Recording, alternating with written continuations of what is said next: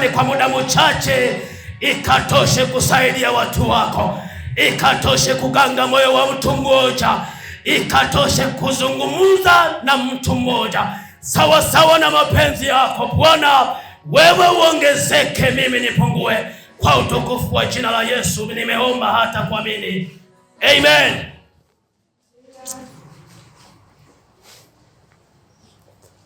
Asifiwe Yesu Mwokozi.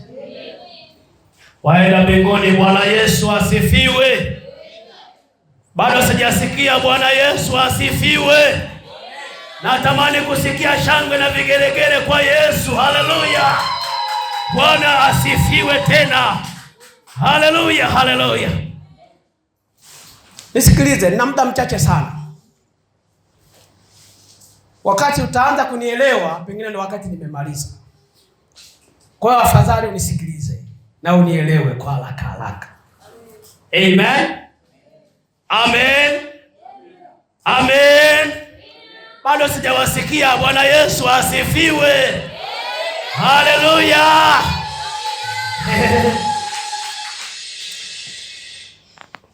Leo nina ujumbe unaozungumza tambua chanzo cha tatizo lako.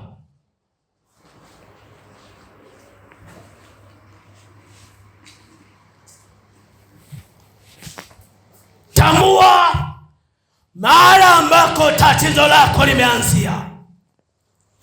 Tambua kama ni ugonjwa, mahali ambako ugonjwa ulianzia. Tambua kama ni wezi, mahali ambako wamebomoa na kuingia. Mungu atusaidie. Nazungumzia kulijua tatizo lako. Bwana Yesu asifiwe. Tambua.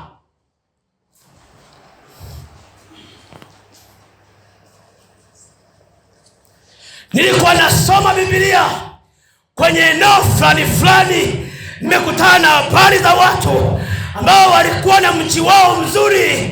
Mji ulikuwa na maji, mji ulikuwa na mashamba mazuri, mji ulikuwa na wakulima wazuri, lakini kila wanapolima maji yale wanayomwagilia watu wengine, mataifa mengine wanapata mazao wao kwenye maji hayo wakimwagilia mashamba yao. Mimea inakauka, mimea inakosa nguvu.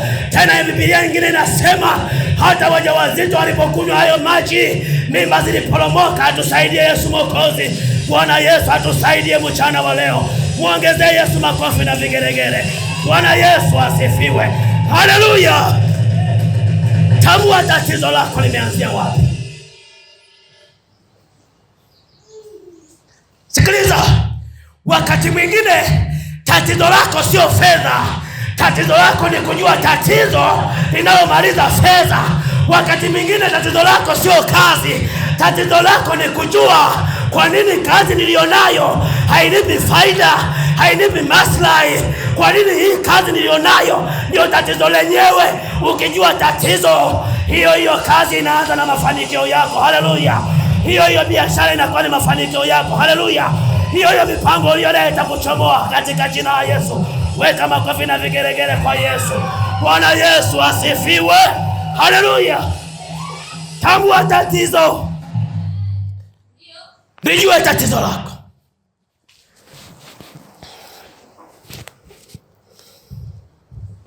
Jua tatizo lako liko wapi.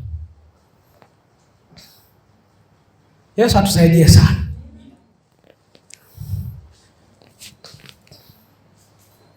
Tatizo si tatizo ulionalo. Changamoto yako sio tatizo ulionalo. Changamoto yako ni kujua wapi chanzo cha tatizo linakotokea.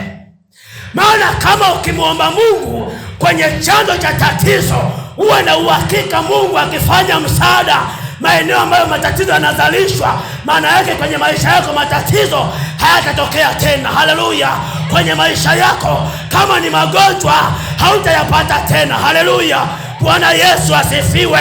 Kama ni wachawi waliokuwa wanakuloga, ukijua tatizo lilipo hawatakuloga tena, maana utakuwa umepata dawa ya kumaliza tatizo, umepata dawa ya kumaliza shida yako.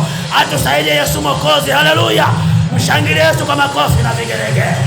Tambua tatizo lako. Haleluya! Tambua, lijue liko wapi. Kitabu cha Wafalme wa Pili. Wafalme sura ya pili. Wafalme wa Pili sura ya pili.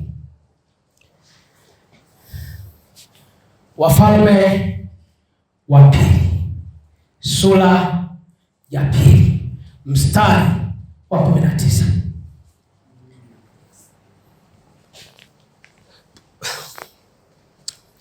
Kuna wakati hatushughuliki kupata kitu, tunashughulika kwa nini kitu nilichokipata hakileti matokeo chanya.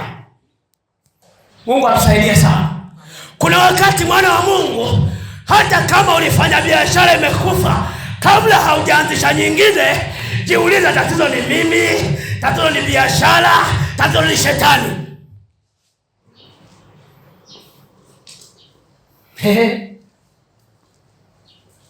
Nataka nikushauri unayejiuliza kwa habari, niendelee kubaki kwenye imani hii ama nianzishe imani nyingine? Niendelee kubaki na msimamo wa Yesu ama nianzishe msimamo mwingine? Mbona matokeo yangu ni asi? Nataka nikwambie, usijiulize hayo maswali. Jiulize, kwa nini nina Yesu lakini niko na mambo ya asi?